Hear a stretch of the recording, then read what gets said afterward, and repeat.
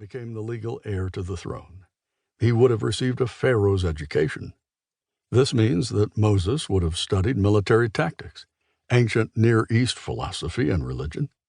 He would have learned mathematics, reading and writing, and, of course, astronomy and astrology.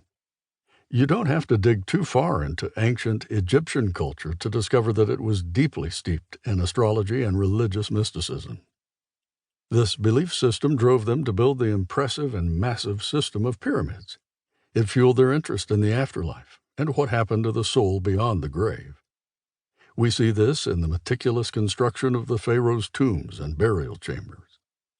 Ancient Egyptian mythology has been preserved both in manuscripts and through hieroglyphics found in caves and chambers. Egyptology reveals a great curiosity about the cosmos and its creation. The ancient Egyptian god, Khnum, is said to have fashioned creation in the same manner as a potter fashions clay, slowly but surely molding and shaping the clay into the image or shape desired.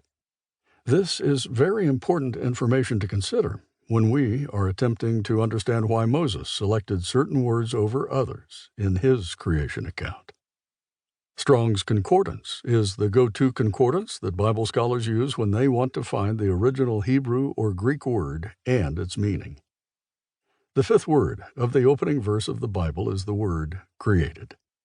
The Hebrew word used there is bara.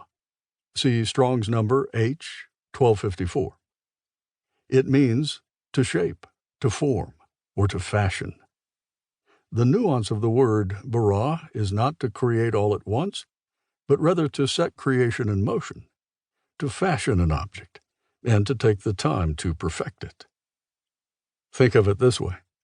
Even the tallest trees in the world, sequoias, a kind of redwood tree found in Northern California, grow to over 350 feet tall, and yet begin with a seed that fits in the palm of your hand. Everything the tree would need over time was present at the very beginning. So, too, in the beginning, everything that was necessary for the creation of the universe could have been present from the very start. Today, it's known as the Big Bang. I know I just lost some of you. You hear that term and you think it's a secular explanation for the beginning of the cosmos. But what if I told you that wasn't the case? What if I told you that, historically, the Big Bang Theory was a Christian perspective that was used to explain the beginning of space and time?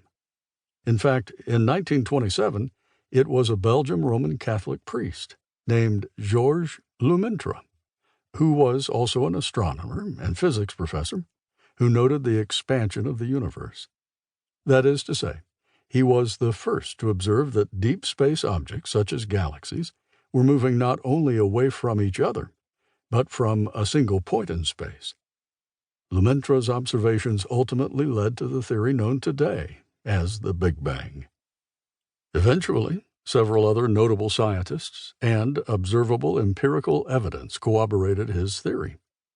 Initially, the scientific community rejected Lemaitre's theory because it confirmed the first three words of the Bible, in the beginning.